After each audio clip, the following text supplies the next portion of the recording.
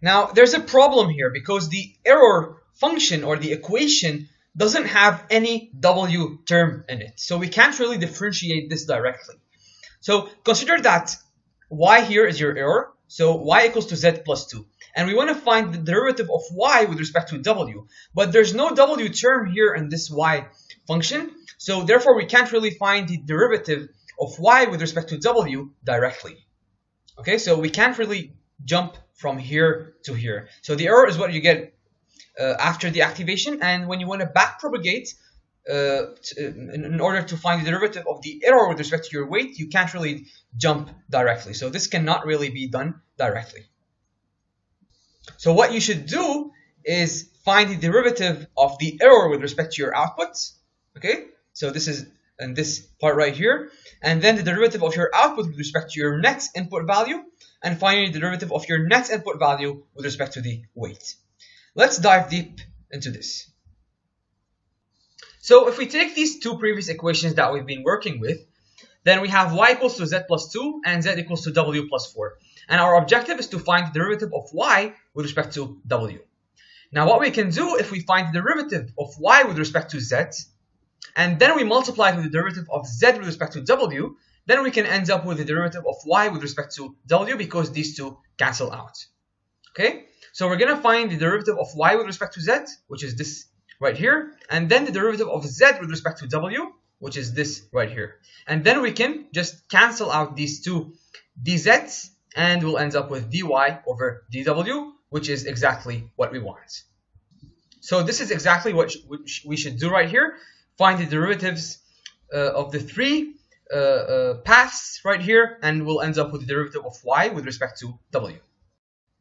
So the derivative of the error with respect to your output, then the derivative of your output with respect to your net input value, and finally the derivative of your net input value with respect to your weight.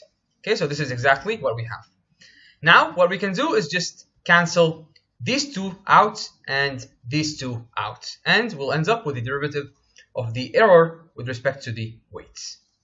So that is called the chain rule. This is a very important rule in mathematics that you should know, and basically neural networks and the backpropagation are all operating on the chain rule. So the chain rule is basically ruling this neural network. Okay, now let's consider this output neuron in order to backpropagate. We're going to consider this red output neuron. So let's start with the first term. Remember, we have three terms to calculate in order to find the derivative of the error with respect to the weights. Okay, we have three terms right here, this term, and this term. So we're going to start with the first term right here, the derivative of your error with respect to your outputs. Okay, so this is what we have. So first of all, let's take the equation of the error, which is E right here. Here we're going to use the mean squared error that we spoke about in the previous lecture. So remember, the mean squared error is just simply the squared difference between the expected output and the actual output. And recall that I also told you there's some variance for the mean squared error, which is half of the mean squared error. So here we're dividing it by 2.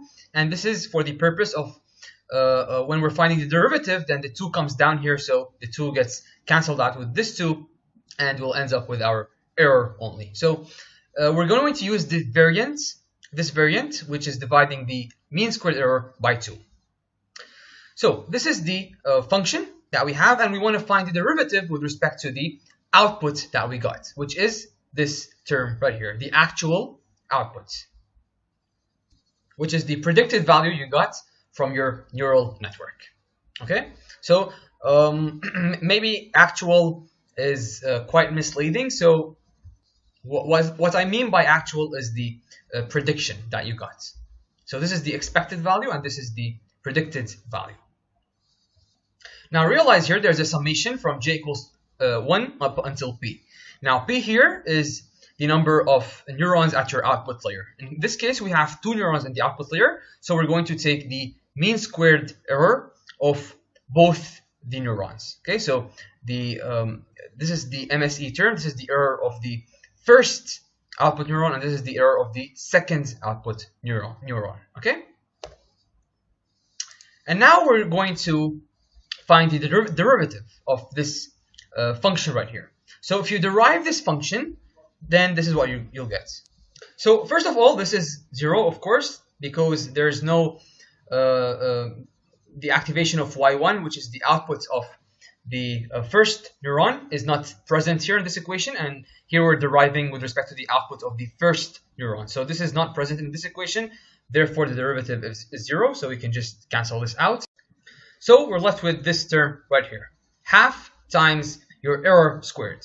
Now how do you derive this? This is a squared function, so the 2 comes down here, and you're left with your error term times the derivative of this whole term right here. Okay, so when you derive this term right here, you'll end up with -1. Okay, so -1 times this error term. If you're not really familiar with this, probably you should review your calculus. Just a simple review on derivatives. Okay, so when you derive this function, you'll get negative of your error term. And I'm just going to set this whole thing here as EG. So E here stands for the error. Okay, so the derivative of the first term equals to negative of your error. So let's plug in the values. The expected output is 0.9, and the actual output we got for the first neuron is 0.7164.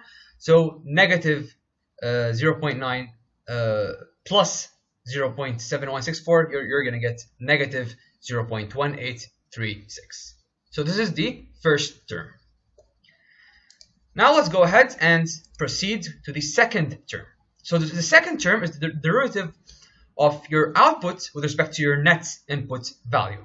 Now remember, what's your output here is just the sigmoid activation function. So we're going to need to derive the sigmoid activation function with respect to your net input value, which is this term right here. Remember when we talked about the sigmoid function, I showed you the working of the derivative. So how do you derive this sigmoid function? I showed you, and basically the derivative result is the output of your sigmoid function times 1 minus the output of your sigmoid function. Okay, so let's plug in the values. The output of the sigmoid function is 0.7164. So we have 0.7164 times 1 minus 0.7164, and we get 0.2031. Now let's move on to the third term. So this is finally the derivative of your input, your net input value with respect to the weight. Okay? So this is very simple. It's just going to be your input value. Because remember, this is x1 times w1 plus x2 times w2 plus x3 times w3 and so on. So here you're deriving with respect to the weight. Okay, so essentially the derivative of the weight is 1, and you'll end up with your input value. So in this case, it's 0.5399. Okay. Altogether, let's take the values that we got and multiply them together. So here we can find the gradient, which is the derivative of the error with respect to the weight, and this gradient is negative 0.0201. Now we're going to perform weight update for this specific neuron that we're talking about. So recall the weight update rule equals to the old weight plus the slope. Okay, and we're going to of course multiply it with the learning rate, so it's going to be the previous value of the weight plus the learning rate times negative of your gradient. And you can just place the negative sign right here, it doesn't matter. Okay, it's the same thing. So this one we found right here from the chain rule, which is negative 0.0201.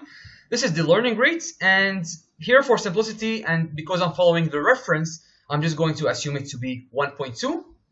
But of course, in practical, usually you don't have this learning rate as 1.2 because then you'll never learn.